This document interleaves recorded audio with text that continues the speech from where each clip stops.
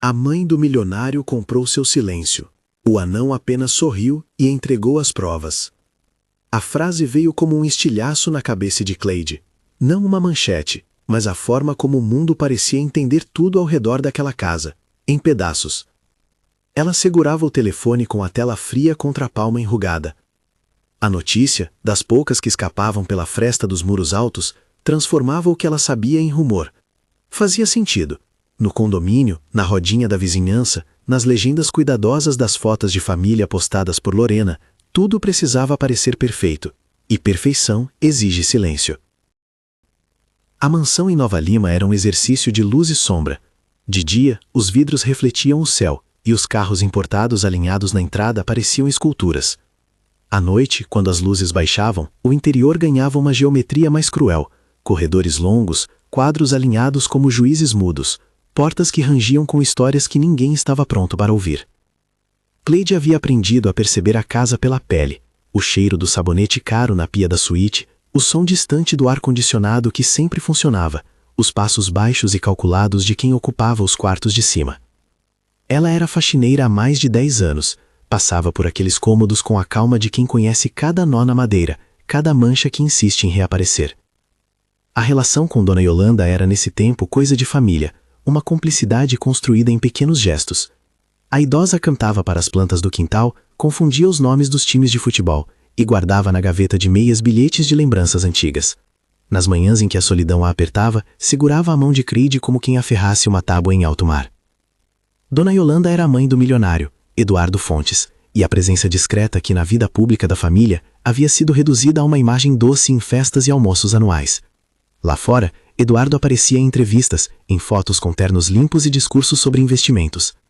Dentro, a casa se dividia entre duas paisagens, a dos aplausos e a dos segredos. Lorena, a esposa de Eduardo, era o rosto bem trabalhado das redes. Aos olhos da cidade, era moderna, carismática, impecável. Para quem passava mais tempo 4 paredes adentro, Lorena tinha outra prática, a de usar o poder como se fosse um objeto doméstico, algo para ajustar, para pressionar, para esconder como se fosse um botão. Os sinais começaram pequenos, uma cortina inexplicavelmente fechada mais cedo do que costume. O jantar que sempre acontecia em família, agora servido em um salão diferente, sem convite. Funcionários demitidos sem explicação. Um jardineiro cujo sorriso se apagou num minuto. Cleide anotava mentalmente, reunia pedaços como quem junta migalhas para entender a torta inteira. Havia olhares que vinham e iam, e havia a mãe que encolhia as mãos ao segurar a xícara de chá, como se o calor queimasse mais do que o próprio líquido.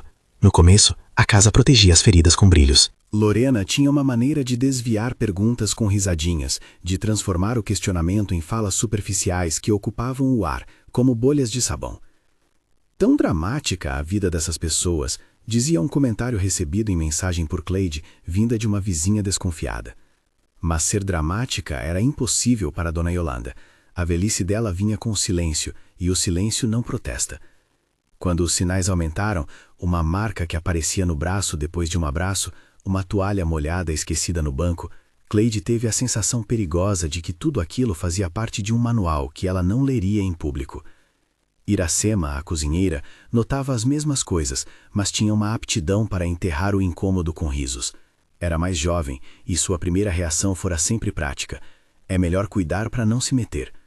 O motorista, que ia e vinha com bolsas de compras e viagens, parecia a escolha entre lealdade e medo. A casa, afinal, era uma máquina que funcionava com favores, contratos, pagamentos extras, promessas sussurradas ao pé do ouvido. A moeda do silêncio ali dentro não era apenas dinheiro, era a promessa de manter intacto um castelo que os alimentava.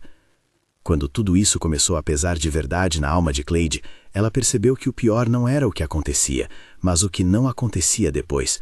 Nada mudava.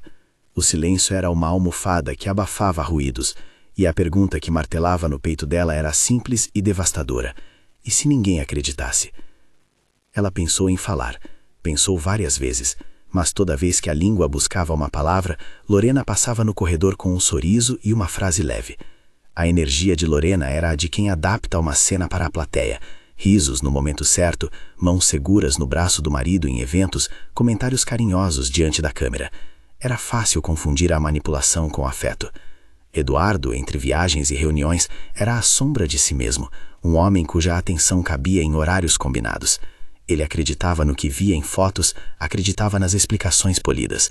E quando alguém da casa mencionava um problema, ele oscilava entre o desconforto e a confiança automática na pessoa que cuidava da imagem. Cleide aprendeu a esconder a inquietação. Passava as vassouras como se varresse as pontas das histórias, limpava o chão com movimentos precisos para que nada ficasse fora do lugar. Às vezes, ao limpar o quarto de Dona Yolanda, encontrava um papel dobrado com uma caligrafia trêmula. Eram bilhetes escritos por uma mulher que tinha esquecido um nome ou lembrado um amor. Um dia, encontrou na gaveta de um robe um pó fino num frasco sem rótulo.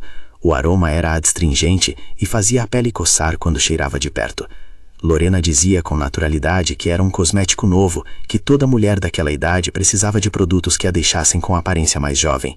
Dona Yolanda aceitava, ainda que o desagrado se lesse nos olhos. O acúmulo de sinais tornou-se um mapa que apontava para um lugar sombrio. Cleide começou a conversar com as paredes por dentro, a sussurrar conosco mesmas para manter a coragem por perto. Era ela quem ajudava a Dona Yolanda a pôr as meias, a ajeitar a almofada nas costas, a buscar no armário o chá que sempre esquecera. Nesses gestos simples havia cumplicidade. A idosa, em noites claras, apertava o braço de Cleide e, com um fio de voz que parecia um segredo, dizia: "Você me traz paz, minha filha." E aquilo aumentava a culpa como algo que a sufocava. Como ela poderia proteger alguém que confiava tanto nela e ao mesmo tempo tinha medo de quebrar a casa inteira com uma palavra? A decisão de agir foi lenta e não heróica. Não houve um grande grito nem uma cena de motivação. Houve uma noite em que a paciência de Cleide acabou. Lorena chegara tarde, com a risada alta e a bolsa cara, como se cada compra fosse uma medalha. Dona Yolanda, sentada na poltrona, tremia levemente ao pegar a xícara. Lorena falou de modo cortante que a mãe devia controlar melhor a mania de reclamar, que precisava aparecer melhor nas fotos, que sua fragilidade era uma inconveniência. Não houve empurrões visíveis. As palavras, porém, tinham forma de mãos cerradas. A idosa chorou em silêncio, os ombros encolhidos sobre um corpo que já não tinha força para se defender. Naquela mesma noite, depois que a família havia se recolhido, Cleide ficou acordada, mexendo com vassouras e pensamentos. A casa respirava num compasso estranho, como se cada cômodo fosse um pulmão que puxava medo. Ela sabia que testificar com memórias não bastaria. Testemunhos orais se perdiam no vazio. Precisava de algo concreto, algo que falasse por si. Foi assim que ela pensou no telefone que sempre guardava no bolso do avental. Não era caro, mas filmava. Ela não foi movida por bravura teatral. Foi movida por uma sequência de pequenos nãos que se acumularam até virar um sim. A câmera foi ligada com mãos que tremiam, mas que sabiam o que fazer. Escolheu um ângulo que não fosse óbvio, um esconderijo por trás de uma planta grande que ficava no canto da sala. Apertou o botão e esperou. A noite parecia se esticar mais lenta que o costume, com o relógio marcando cada segundo como se fosse um julgamento. Quando Lorena entrou na sala, a luz era amarelada e baixa, feita para aconchegar. Ela caminhou até Dona Yolanda com passos calculados, como quem já domina um teatro. A filmadora de Cleide registrou a cena sem se comover. Gravou palavras duras proferidas como ordens. Gravou a idosa encolhida, tentando sorrir e falhando. Gravou também o som de um frasco colocado com força sobre a mesa. As imagens não contavam toda a história. Nenhuma imagem jamais conta tudo, mas mostravam o suficiente. Voz, comando, desconforto, medo na face da mãe. Cleide sentiu uma mistura de alívio e pavor.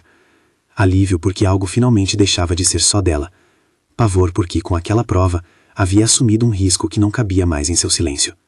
No dia seguinte, ao passar os olhos pelo cronograma da casa, Cleide tentou encontrar uma maneira segura de entregar aquilo a quem pudesse fazer algo. Pensou em Iracema, pensou no motorista, pensou em algum dos antigos funcionários que um dia tinham ido embora alegando motivos estranhos. E então lembrou-se dele, o homem miúdo que há tempos fazia entregas pequenas e entrava com um sorriso discreto. O pessoal da portaria, por uma familiaridade de décadas de trabalho em condomínio, o chamava pelo apelido que vinha com cuidado, o Anão. O apelido era mal disfarçado. Durante muito tempo ninguém pulou para redefini-lo. Para Cleide, porém, o que importava era a prateleira da confiança na qual ele se colocara com a simplicidade de quem aparece e some, deixando coisas a mais que uma entrega. Um olhar de quem vê, talvez, uma simpatia que não pedia nada em troca. Ela conhecia o anão apenas por recortes, o corpo pequeno que passou com caixas, o sorriso fácil que nunca ocupava as páginas de fofoca, a postura de quem parecia ter aprendido que permanecer invisível era um escudo. Não sabia o nome verdadeiro dele, e de certa maneira isso não importava. O que importava era que ele era uma presença que cruzava com frequência a linha do portão e que poucos notavam. Para Cleide, ele era um ponto de apoio improvável. Antes de decidir, ela ouviu por via das frestas uma conversa que confirmava sua suspeita sobre a compra de Silêncio. Lorena havia oferecido um valor extra em dinheiro a alguns funcionários naquela manhã, sutilmente, com promessas delicadas. Fiquem tranquilos, amigos, tudo se resolve entre nós. O gesto talvez fosse corriqueiro em casas de riqueza. Ali, porém, representava um contrato de medo. O dinheiro transforma decisões, compra sorrisos e abaixa cabeças. Cleide sentiu um enjoo frio. Não era apenas a correria por limpar a moradia. Era a sensação de que se nada fosse feito, o silêncio se tornaria permanente. Foi por isso que, com a gravação no bolso da blusa e o coração batendo alto, ela procurou o anão numa manhã antes do serviço. Ele apareceu como quem sempre aparece, com as mãos pequenas cheias de sacos, a voz calma e a expressão que parecia carregar uma paciência antiga. O apelido, ela percebeu, era usado com afeto por algumas vozes da portaria, sem maldade, mas sem consideração. Ao vê-lo, Cleide teve a estranha sensação de que se ela dissesse as palavras certas, ele entenderia sem alarde. "Preciso que você leve isso para alguém", sussurrou ela, sem rodeios. Havia urgência nos olhos. O homem fez um gesto de que sim, sem curiosidade que invadisse. Não disse por quê. Ao invés disso, fez um pequeno sorriso, um canto de boca que não precisava de explicações. Era um sorriso que dizia, "Eu entendo". Ele aceitou o envelope com delicadeza e guardou no bolso com a mesma naturalidade com que cuidava das entregas. A própria ação de entregar a prova para alguém fora do círculo direto da família foi um passo carregado de sentido. Cleide sabia que, ao tirar o objeto do bolso, estava cedendo uma parte daquilo que podia protegê-la. Ao mesmo tempo, não podia carregar sozinha a responsabilidade de expor aquilo. A escolha por confiar no anão foi, paradoxalmente, uma escolha pelo anonimato. Talvez a voz dele, por ser menor aos olhos do mundo, fosse alguém que poderia passar despercebido e, sem o peso da visibilidade, tocar o lugar certo. No mesmo dia, enquanto o anão seguia seu caminho, Lorena publicou uma foto em suas redes sociais. Era uma imagem de família, pequena e ensaiada, com legenda que falava de gratidão. As perguntas que Cleide queria fazer esbarravam em likes virtuais e comentários vazios. Ela sabia que as redes mudavam percepções e diluíam responsabilidades. A imagem brilhava e, mais uma vez, a realidade da casa corria risco de se perder na poça iluminada das redes. Antes de tomar qualquer atitude mais drástica, ela retornou ao quarto de Dona Yolanda. Pegou a mão fria da idosa e sentiu a pele fina que restava de outra vida. A mulher olhou para ela com uma expressão que misturava perdão e erro. Havia uma confiança cristalina, e isso doía. "Cuida de mim, minha filha", murmurou Yolanda. Era um pedido sem verbos complexos. Cleide apertou a mão e prometeu interiormente, "Cuidarei". Mas promessa e ação precisavam da mesma consistência. Uma das ofertas desconfortáveis que a casa fazia era de transformar afeto em obrigação, e isso cria contas que, sem pagamento, se tornam dívidas morais. Passaram-se dias em que Cleide esperou notícias, pequenos sinais. O anão sumiu por algumas horas. Depois apareceu de novo, agora com um ar diferente. Havia um objeto pequeno em suas mãos, glintando sobre a luz do corredor. Ele se aproximou e, sem muitas palavras, deixou o pendrive na palma da mão da faxineira. Sorriu uma vez só, um sorriso curto como a passagem de um pássaro. Não explicou como havia conseguido aquilo, nem de quem. O gesto foi uma passagem simbólica. A prova estava ali. A gravação no pendrive tinha peso, não em gramas, mas em consequências. Cleide sentia o peso como uma pedra que poderia afundar ou afiar. Ela pensou na justiça, naquele conceito que, para muitos, parecia algo distante e abstrato. Neste caso, a justiça precisava de um rosto que decidisse agir. O rosto poderia ser o de Eduardo. Era para ele que a história pertencia, e não por ele ser herói, mas porque a verdade daquela casa tocava sua família. Ainda assim, a ideia de procurar Eduardo era um salto. Havia culpa no meio desse impulso. Como falar com um filho que por tanto tempo preferira ver apenas o lado brilhante. Como revelar que a imagem que ele cuidava também podia ser o instrumento que protegeria quem ele mais amava. Cleide não queria humilhar ninguém, nem fazer do filho alvo de um escândalo público sem necessidade. O que queria era que alguém com poder de decisão lidasse com aquilo com responsabilidade. Havia risco de que, se Eduardo negasse, o estrago seria mais profundo. No corredor silencioso, de luvas brancas ainda nas mãos, ela passou os dedos pelo pendrive e respirou fundo. A luz que vinha da janela batia nas suas unhas e desenhava sombras compridas.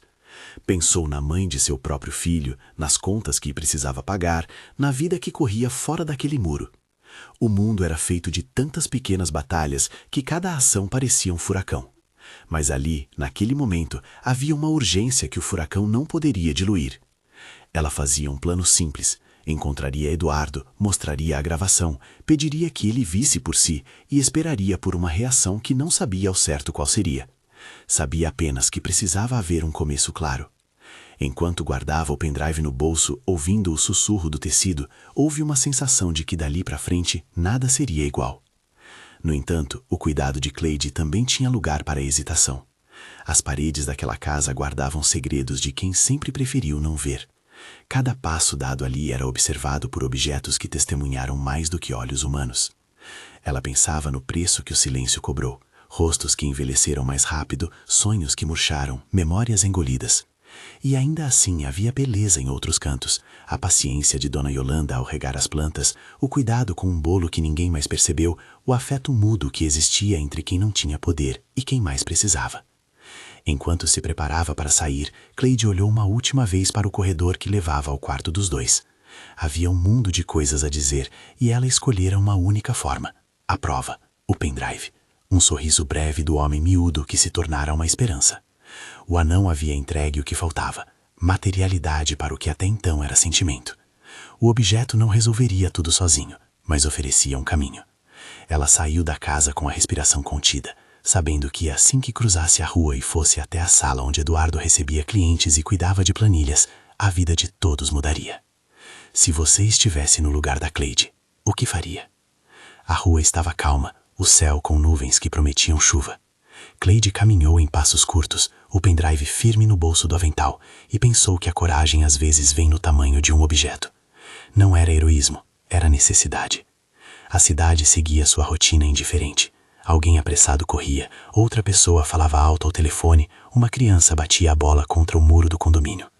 No mundo lá fora, as dores daquela casa eram só mais uma história entre milhões. Mas para Cleide, para Dona Yolanda, para o anão que sorriu sem palavras, aquilo era tudo. Ela aproximou-se da sala onde naquele dia Eduardo receberia um cliente. Não havia pressa na postura do filho do milionário. Sua vida era esculpida por horários e compromissos que organizavam o caos com elegância. Ele atendeu com a naturalidade de quem estava acostumado às demandas do mundo. Olhar para números, para resultados, para a imagem. Quando viu Cleide aparecer, por um segundo seu rosto passou por algo parecido com confusão. Ela estendeu a mão, com o corpo pequeno carregando uma decisão enorme. Senhor Eduardo, disse ela, com a voz que a experiência havia refinado. Preciso que o senhor veja isso.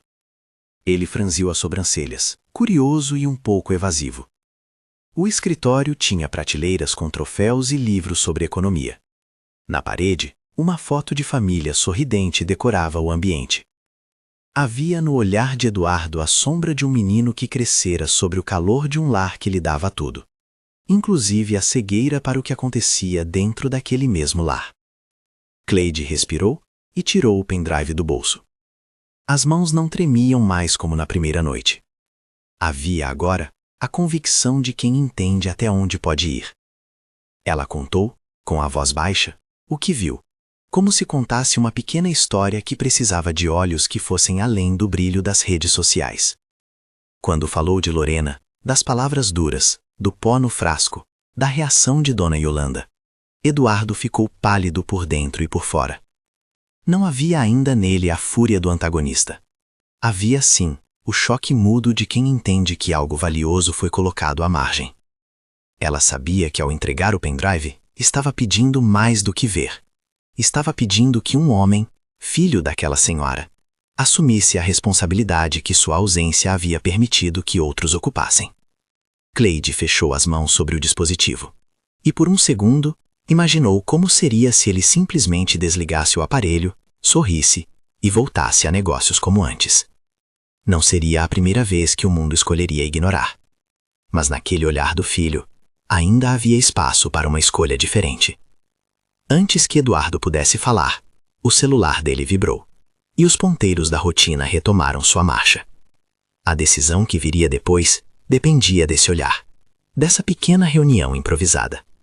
Cleide recolheu-se, mas não partiu. Permaneceu onde sempre ficava, observando como quem observa o curso de um rio antes de decidir se mergulha ou fica na margem. O pendrive ficara agora em mãos que podiam decidir se aquilo viraria ruína ou redenção. E enquanto a sala respirava, a cidade continuava a existir com suas próprias urgências. Cleide sabia que o tempo ali dentro agora se encurtara. Um detalhe que ela deixou escapar em seus pensamentos era que quando o anão sorriu e entregou a prova, aquilo abriu uma porta que, uma vez escancarada, teria ecos na vida de todos. Ela não sabia como as pessoas reagiriam, se haveria lágrimas, gritos, desculpas, mas sabia que a verdade ali reunida não permitiria o retorno ao mesmo silêncio. O que ocorreria depois era um território que ela sentia pulsar como uma ferida que procura cura. No corredor, o vento trouxe um cheiro de terra molhada. Cleide fechou os olhos por um instante, sentindo o peso da escolha como um nó na garganta. Havia um momento entre a ação e a consequência que parecia mais longo do que qualquer noite que passara em vigília. E foi nesse intervalo, quando nada ainda havia sido definido, mas tudo já havia começado, que a narrativa mudou de figura. Aquilo que era segredo tornava-se prova, e a prova, entregue de forma tão simples, fazia o ar da casa vibrar diferente. Ela não sabia ainda que, ao decidir confiar no homem miúdo que toda a portaria chamava de anão, ela estava entrando numa história que questionaria laços, que chamaria a cidade a olhar e que colocaria um filho frente à imagem real da própria família. Havia coragem na simplicidade, pensou ela. Havia também um risco que só o tempo diria como seria pago. Mas por ora restava a sensação clara de que algo fora arrancado do invisível e posto na luz. E na luz as coisas falam com outra força. Eduardo segurou o pendrive na mão por um instante que foi ao mesmo tempo eternidade e corte. A sala parecia encolher, o ar-condicionado os unia como se tentasse preencher um silêncio que até então havia sido administrado com bênçãos e agendas preenchidas. Ele não disse nada de imediato. O rosto dele passou por uma sequência de sensações que Cleide conhecia bem. Confusão, negação e depois um calor que se transformou em constrangimento, como se alguém tivesse tirado a máscara e a pele por baixo estivesse crua. Onde você pegou isso? Perguntou, sem conseguir esconder o tremor. Cleide repetiu com a mesma voz contida, como quem não quer que as palavras se percam no vento. Que havia gravado, que havia entregue ao homem miúdo do portão, que ele havia retornado com o pendrive. Eduardo fechou os olhos e apoiou a testa na mão, os dedos apertando a pequena peça com a mesma força com que, nos anos anteriores, segurara decisões que nunca atingiam o lar. Ele pôde recuar.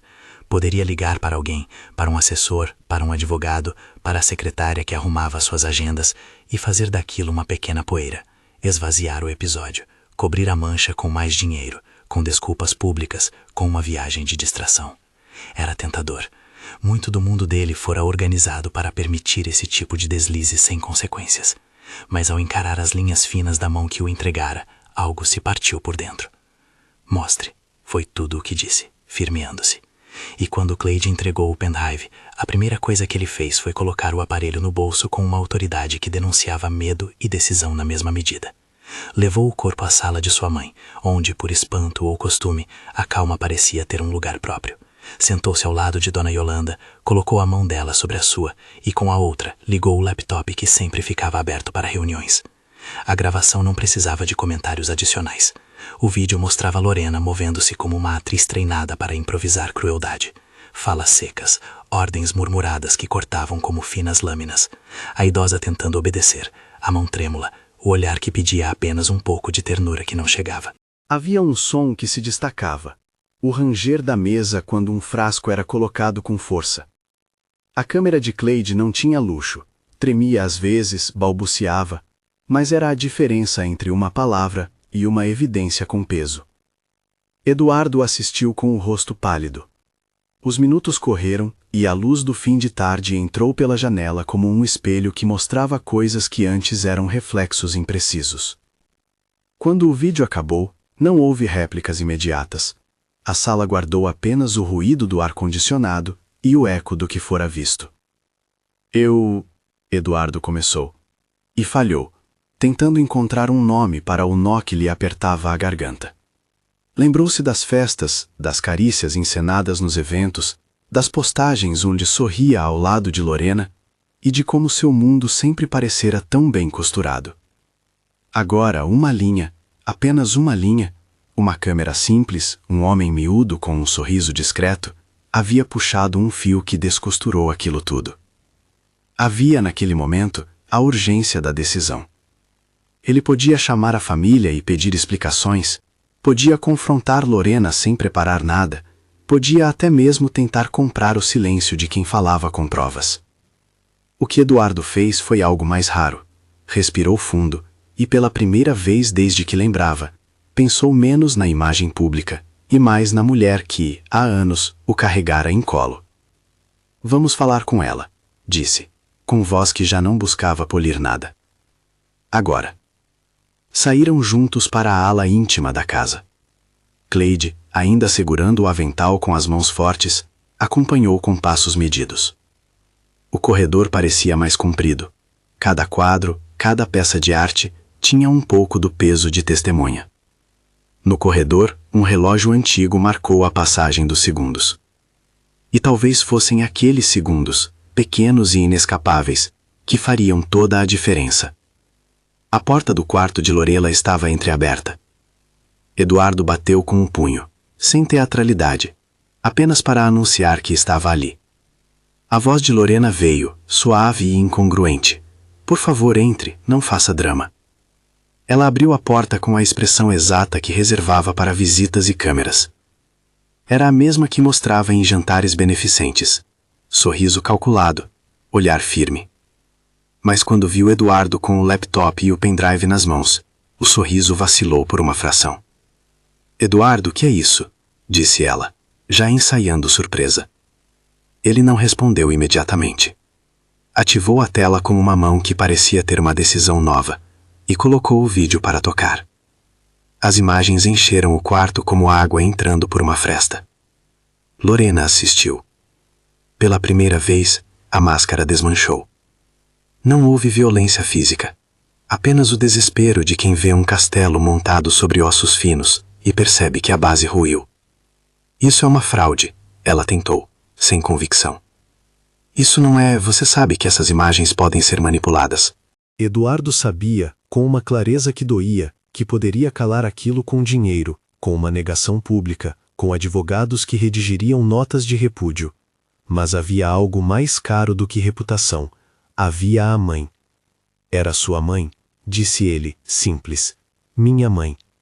A frase não era acusação para carregá-la de culpa, era constatação. Lorena, por sua vez, respirou fundo e as palavras saíram num tom que tentava conjugar charme com controle. Eduardo, você não pode levar a palavra de uma funcionária contra a minha. Isso é... Ela procurou um instrumento. Reputação. Você entende o que isso significa para nós, para sua imagem, para os nossos negócios. Imagem e negócios. Palavras que até então haviam feito parte das prioridades. Agora, diante da cena da mulher que lhe dera a vida, foi a vez de pesâncias reais. Silêncio ou verdade. Obrigações públicas ou privadas. Eduardo se levantou. A raiva que brotou era mais por si mesmo do que por Lorena. Sentiu o peso das escolhas passadas, das ausências que permitiram que uma pessoa se tornasse o centro do controle.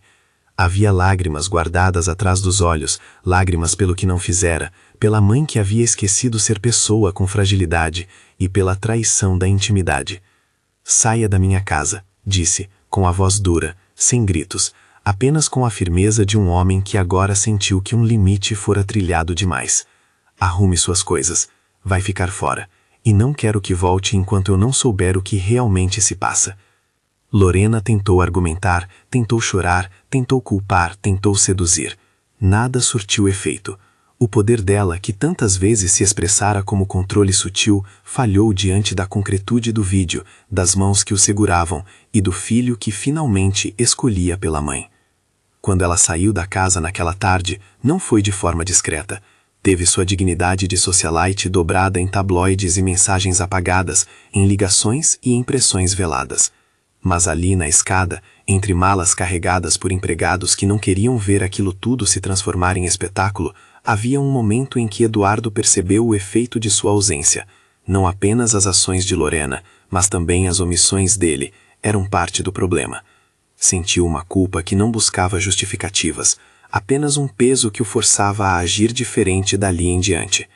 Não houve plateia. A exclusão dela foi decidida ali, no interior da casa, entre paredes que conheciam as rotinas. Cleide ficou onde sempre ficava, próxima, observando. Afastou-se apenas para que não fosse confundida com o centro do acontecimento. Ela não precisava de aplausos. Precisava, sobretudo, que a casa voltasse a ser lugar de calor. A notícia correu com a velocidade com que os muros altos não conseguem conter. Nas horas seguintes, mensagens chegavam a Eduardo, de amigos, de sócios, alguns pedindo cautela, outros oferecendo conselhos jurídicos. Lorena, por seu lado, não se calou. Usou a sua voz tunada, a rede de aparências que sempre manipulara, e tentou reverter a imagem. As postagens profissionais e as fotos ensaiadas ficaram por alguns momentos pequenas diante do que havia sido mostrado. A reputação, que sempre fora tratada como um ativo líquido, mostrou sua vulnerabilidade. Eduardo tomou providências práticas e lentamente, metódicas. Chamou um advogado com firmeza, não para tapar a boca da acusadora, mas para proteger os passos legais que se seguiriam: processo de afastamento da casa, registro da queixa e encaminhamento de medidas de proteção para sua mãe. Preferiu agir com responsabilidade e cuidado, evitando o espetáculo midiático que Lorena poderia tentar gerar. Havia nessa decisão uma vontade de cuidar que ia além do ego. Era a reparação de quem soubera, tarde demais, que negligenciara. A polícia foi acionada para registrar a ocorrência, não como início de uma guerra pública, mas como parte de um protocolo que poderia garantir segurança. As palavras ditas nas cenas do vídeo se tornaram fatos a serem considerados por autoridades, e não mais meras impressões. Iracema, que havia ficado ao lado de Cleide como um ombro que às vezes segura o choro, deu seu depoimento com firmeza, junto a outros que faltaram por medo. A coragem coletiva começou a se manifestar. Antigos empregados que haviam observado e saíram sem contar, sentaram-se com o advogado. O motorista, que antes evitara falar por lealdade, forneceu mensagens e recibos que mostravam pagamentos extras. A reação da sociedade externa foi um espelho cruel. Havia aqueles que instantaneamente tomaram partido por Lorena, ironizando a voz de uma faxineira contra a imagem de uma socialite. Havia, porém, também um número crescente de vozes que disseram: olhem, não é só uma história, é um padrão. A exposição pública resultou em pressões que nem sempre eram saudáveis, mas que ajudavam a derrubar as ordens invisíveis que mantinham o silêncio. Em meio a tudo isso, havia Cleide, que continuava trabalhando, mas agora com um passo diferente, menos curvado, mais ereto. Não podia controlar o que o mundo faria com aquela história. Podia, no entanto, continuar a cuidar. Os dias seguintes foram de reconstrução prática e emocional. Eduardo transformou o escritório numa linha de passagem direta para casa. Cancelou compromissos, rearranjou agendas, comprou um prazo para reparar o que não era apenas um lar, mas uma relação ferida.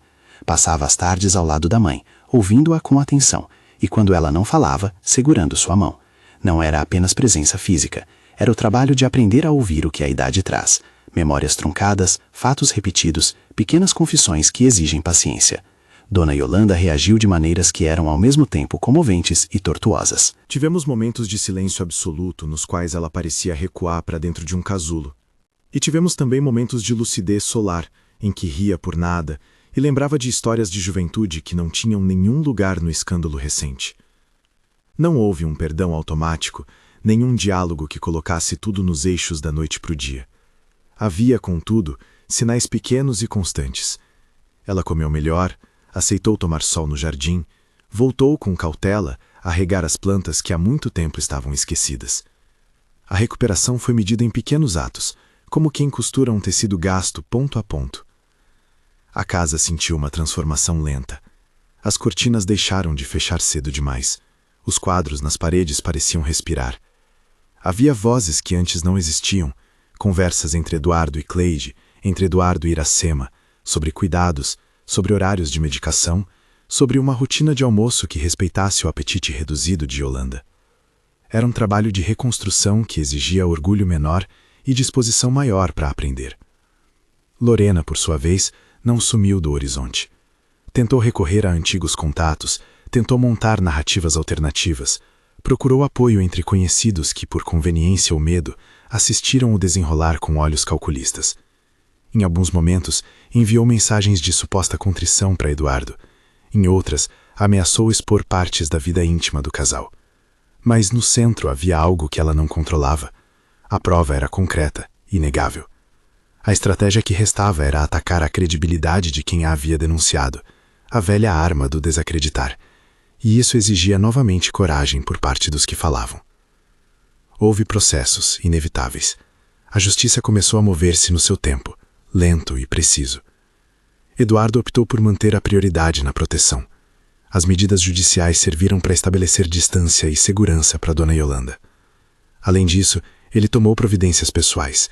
Contratou profissionais de cuidado com experiência em geriatria, reorganizou o quadro de funcionários e criou um canal de comunicação direto para que a idosa pudesse falar quando quisesse, sem intermediários que pudessem ainda manipular a realidade. No meio disso tudo, pequenas cenas de humanidade aconteceram. Iracema preparou um bolo que ninguém podia esquecer. Era simples, com canela e cafuné de cozinha, e Dona Yolanda saboreou cada fatia, como se fosse prova de que o mundo ainda poderia oferecer doçura. O motorista, que voltara a se aproximar sem medo, ajudou com aquelas tarefas que, para quem vive fora, parecem pequenas. Levaram um documento ao cartório, buscaram um remédio com pressa. Os ex-funcionários passaram a conversar com Cleide com mais franqueza, oferecendo desculpas por terem se afastado ou por terem aceitado convites para manter o silêncio. Foi um momento em que a comunidade de trabalho daquele lar percebeu que as relações humanas não se reduzem a contratos. O anão, a presença discreta que trouxera o pendrive, reapareceu em instantes quase que cinematográficos. Não se mostrou em cenas de triunfo, preferiu a sutileza. Passou uma manhã trazendo uma encomenda pequena, parou alguns passos atrás, olhou para dentro do jardinzinho e, ao cruzar o olhar com Cleide, sorriu como antes, um sorriso que não exigia explicações. Para a faxineira, aquele sorriso foi um reconhecimento silencioso, como quem diz, você chamou atenção para algo que precisava ser visto. Não houve troca de palavras extensas. Às vezes, os gestos falam alto. Com o passar das semanas, a narrativa da casa migrou do choque para o trabalho de restauro. Eduardo sabia, e isso o deixou inquieto. Como consertar a desconfiança na relação pública com clientes, com sócios, sem transformar a vida privada em mercadoria? Ele resolveu que não podia haver atalho. Admitiu, em conversas privadas e públicas, que a família precisava de tempo para cuidar das feridas. Não fabricou desculpas. Em vez disso, baixou o tom, desmarcou entrevistas e permitiu que a verdade, sempre incômoda, fosse tratada com a prioridade que a dignidade humana exige. A cidade, que por breves dias vivera do choque, foi se acostumando com uma história que, agora, exigia menos julgamentos e mais ações. Algumas vozes ainda criticavam Cleide e as demais por exporem algo que, segundo elas, deveria ter sido resolvido dentro de casa. Mas havia uma contraposição crescente. Especialistas, vizinhos atentos, pessoas que haviam vivido algo similar, começaram a falar da importância de quem olha. A atenção deixou de ser vista como intromissão e passou a ser reconhecida como um ato de cuidado. Eduardo mudou rotinas. Passou a fazer as refeições com a mãe, a participar das pequenas horas do dia que, para muitos, são invisíveis. Descobriu histórias dela que desconhecia, um amor da juventude, uma viagem à qual ela sempre quis voltar, um nome de cidade distante que vinha e voltava em suas lembranças. O filho que antes via a mãe como figura quase mitológica, aprendeu a reconectar-se com fragilidade e lembranças. Houve um momento que, para Cleide, foi como um suspiro ensolarado. Uma manhã em que Dona Yolanda, sentada no alpendre, olhou para o jardim e, com um sorriso lento, apontou uma planta que antes ignorara. Está ficando bonita, disse ela para Eduardo e para Cleide. A frase era pequena, mas continha um universo, reconhecimento de cuidado, aceitação do presente e vontade de viver ainda. Eduardo segurou a mão da mãe e discretamente enxugou o canto do olho. Não era um final feliz e instantâneo, era um passo verdadeiro. A vida também mostrou que reparação precisa de gestos materiais. Eduardo contratou uma terapeuta familiar para conversar com sua mãe e, quando apropriado, com ele mesmo, para lidar com a culpa e a necessidade de reparar vínculos. Chegou a prover uma ajuda financeira aos ex-funcionários que haviam perdido seus empregos durante a manipulação de Lorena, uma forma de reconhecer danos produzidos pela dinâmica que ali se estabelecera. E silenciosamente reconstruiu contratos que valorizavam mais a dignidade do que a subserviência. Enquanto isso, Lorena tentou reagir no âmbito público. Fez notas que buscavam misturar arrependimento e indignações, enviou advogados para negociar e, em alguns momentos, tentou reverter a narrativa com entrevistas superficiais que não tocavam na essência do que fora mostrado. O público foi, em parte, impiedoso. A rede de aparências que ela construíra revelou-se frágil. Ainda assim, havia uma parcela que a defenderia sempre, por conveniência ou por afinidade. O fato era que sua presença na casa deixara de ser tolerada.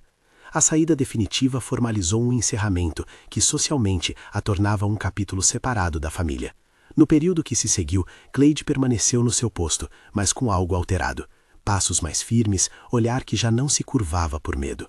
Recebeu o reconhecimento dos colegas, não em discursos vazios, mas em respeito.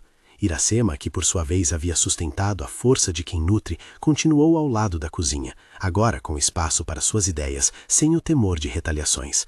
A casa, apesar de suas memórias, voltou a ser lar. As pessoas que passaram por ali presenciaram transformações mínimas, mas profundas.